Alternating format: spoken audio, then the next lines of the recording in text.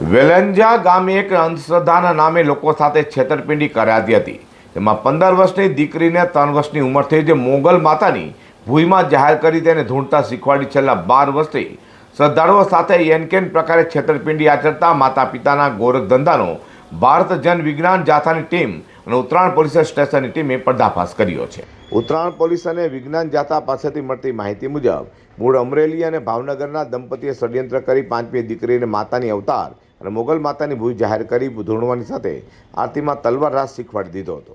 તેમજ ભૂઈમાં થકી લોકોના દુઃખ દર્દ મટાડવા, સમસ્યાનો નિકાલ, ધંધા રોજગાર માટે ટેક બાધા રાખવી, પીડિતોના પ્રશ્નો ઉકેલવા 21,000થી લઈને 1.5 લાખ રૂપિયાની ધાર્મિક ચાર્જ વસૂલ કરાતો હતો। છેલ્લા 12 વર્ષથી આરતી વખતે ધૂણવું, તલવાર રાસ કરી દીકરી શ્રદ્ધાળુઓને પ્રભાવિત કરવામાં સફળ થઈ છે। રવિવાર મંગળવારે લોકોને બોલાવવામાં આવતા હતા અને દીકરીને રાત્રિના 2 વાગ્યા સુધી બેસાડી રખાતી અને ધૂણવા મજબૂર પણ કરાતી હતી। જોકે દીકરી ધૂણવાની ના પાડે તો તેને ઢોર માર મારવામાં આવતો હતો। ભૂઈમાં તરીકે દીકરીના વિડીયો બનાવી સોશિયલ મીડિયા થકી સમસ્યા દૂર કરી આપવાનું લોકોને પ્રલોભન કરી અપાતું હતું। આ ઉપરાંત બ્લેકમેલિંગની પ્રવૃત્તિ પણ કરવામાં આવતી હોવાની હકીકત વિજ્ઞાન જાથાને મળી હતી, જેથી વિજ્ઞાન જાથાની ટીમ ત્યાં ઉત્તરાયણ પોલીસ સાથે પહોંચી હતી અને આખા ષડયંત્રનો પર્દાફાશ કર્યો છે। જોકે હાલ ધતિંગના પર્દાફાશ થતાં દંપતીએ છેતરપિંડી સાથે ધતિંગ લીલા બંધની જાહેરાત કરી છે। સુરત લેકવ્યુ સોસાયટી વેલંજા ગામની પાછળ વેરાઈ માતાજીની મંદિરની પાસે છેલ્લા 10 વર્ષથી ઘરમાં મોગલમાનો, ચુડલમાનો અને મામાદેવનું સ્થાનક બનાવી અને લોકો સાથે શારીરિક, માનસિક, આર્થિક શોષણનું કામ કરતા હતા। જાનુમાં, જાનુ આઈ અને ચુડલમાની જાનુનો અવતાર વગેરે નામથી પધરામણી કરી 21,000થી માંડીને 1 લાખ રૂપિયા સુધીની મા બાપ ફી વસૂલતા હતા। આ દીકરીને 3 વર્ષથી માતાજીના મોગલમાના કપડાં પહેરાવી અને પધરામણી કરી, અવતાર જાહેર કરી અને લોકો સાથે લૂંટ કરતા હતા। વિજ્ઞાન જાથા પાસે માહિતી આવતા ખરાઈ કરતા સત્ય હકીકત જણાય। અનેક લોકોને તેઓએ શોષણ કર્યું હતું। એને આ એક કાંડ બરાબર થઈ શકે છે, સમાજને દાખલારૂપ બાબત છે।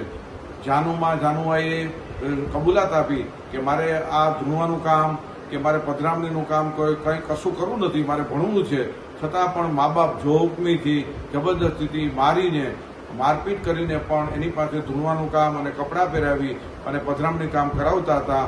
બહુ શરમજનક કિસ્સો છે, સમાજ સમક્ષ લાલબત્તી સમાન આવ્યો છે। આ કિસ્સાની અંદર અનેક પીડિતો છે જેની સાથે બ્લેકમેલિંગ કરે છે એવા પણ અમને માહિતી મળી છે। તો આ મા બાપના જે કરતૂત છે, જેસુખભાઈ અને પ્રિયાબેન બરવાડિયા કે જેઓ અમરેલી જિલ્લાના બાબાપુર વાંકિયાના વતની છે અને પ્રિયાબેન છે તે ડમરાળા ગામ ભાવનગર જિલ્લાના વતની છે। આ બંને કારસ્તાન કરી અને લોકોને છેતરપિંડી, ધાર્મિક છેતરપિંડી કરતા હતા।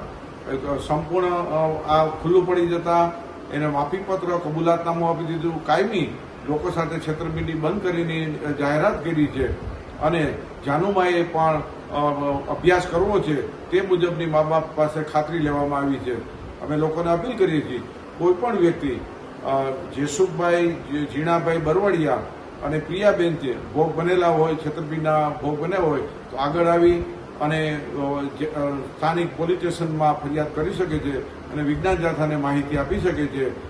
આવા કિસ્સાનું પુનરાવર્તન ન થાય તે માટે જાથા કટિબદ્ધ છે।